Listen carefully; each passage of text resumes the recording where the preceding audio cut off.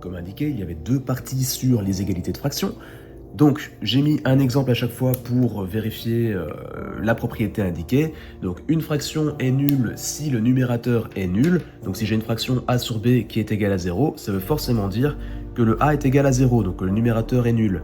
Si j'ai ici 2x plus 6 sur 7 est égal à 0, eh bien ça veut dire que mon numérateur, mon 2x plus 6, est égal à 0, ce qui veut dire que x, si on met passer le 6 de l'autre côté, moins 6 divisé par 2, moins 3, donc le x est égal à moins 3. Ça nous permet voilà, de résoudre des petits exercices pour faire en sorte que l'égalité soit vérifiée. Donc il fallait, pour que ce soit le cas, que le numérateur soit égal à 0. Et c'est le cas si x vaut moins 3.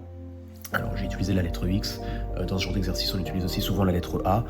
Voilà, pourquoi pas, ça n'a pas d'importance.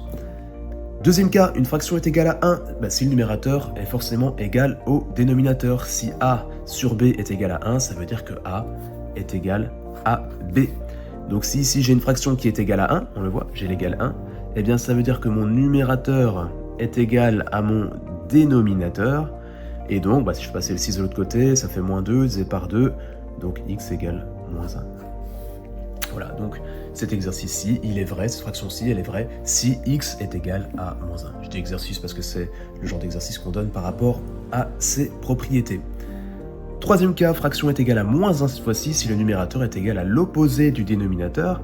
Donc a devra être égal à l'opposé de b, on va tester.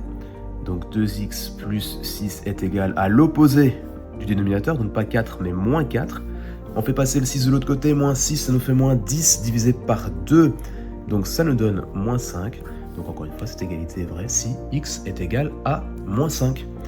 Dernier cas, une fraction est égale à son numérateur si le dénominateur vaut 1. Donc si j'ai a sur b qui est égal à a, eh ben, ça veut dire que b en fait est égal à 1. Donc on a le cas ici, b est égal à 1. Donc ma fraction, mon numérateur plutôt, mon 2x plus 6 va être égal à moins 4.